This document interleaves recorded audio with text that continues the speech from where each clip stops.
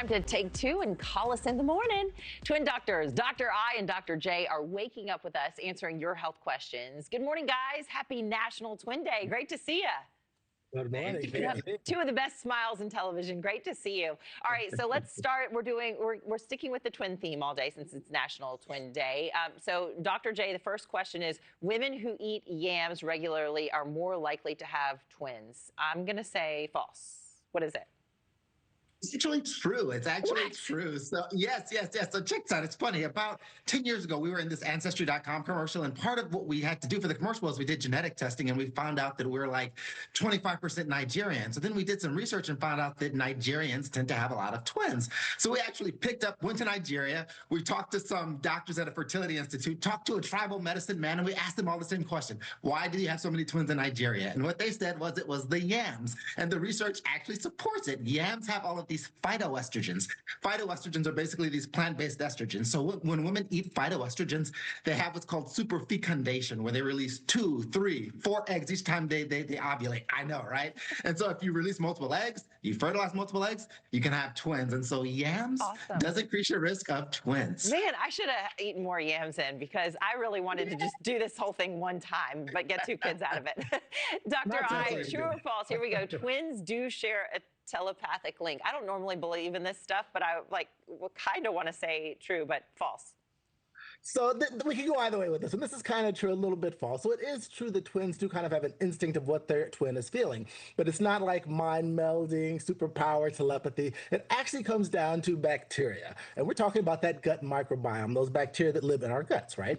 And so what happens is you have these bacteria in your gut, you develop some of that microbiome when you're in the uterus, you same uterus, same microbiome, and then you make some of that microbiome when you're outside of the uterus. But again, twins are in very similar places. And so these bacteria in the microbiome do a few things. They release chemicals that cause you to release pheromones. And pheromones are those hormones that kind of tell you what's going on. But also they affect what's called the gut-brain axis. And so they release chemicals that just kind of influence how you see the world, how you perceive things. So because we have a similar gut microbiome, we think and feel similar things. But as much as I want people to think powers, it's not that. It's just the bacteria. Yes, and we've been talking so much about the gut microbiome and how these ultra-processed foods are disrupting that. So I wonder if the diets are totally different, if that would change anything as well. We'll have to research it.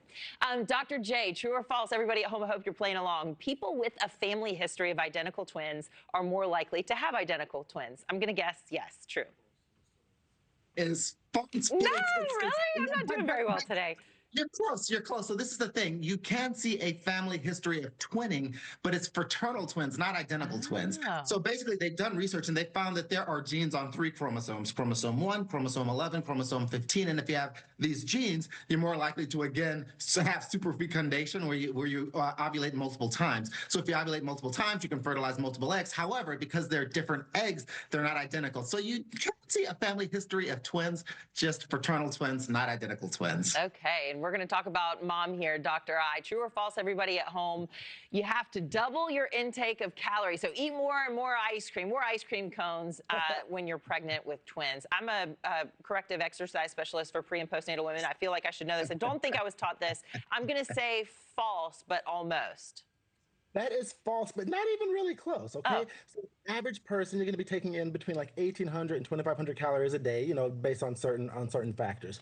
So this whole idea if you have to eat for 2 is false, and it is something that has really caused a lot of problems. So when you're pregnant with a normal, boring, 1 baby, you need about an additional 300 to 450 calories per day, depending on what trimester you're in, right?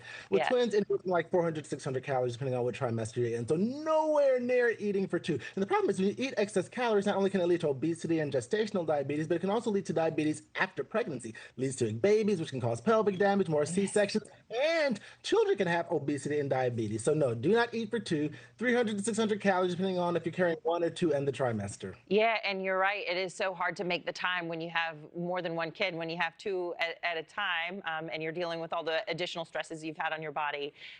So thank your mother this morning, you guys. Thank your mother. Every day. All right. I appreciate you being here. And everybody at home, to have your medical or health questions answered on the show, find Dr. I and Dr. J on social media at @the_twin_doctors_, or you can go to their website too. Thank you for watching. Subscribe below and download our NewsNation app right now on your phone, and you will get fact-based, unbiased news for all Americans.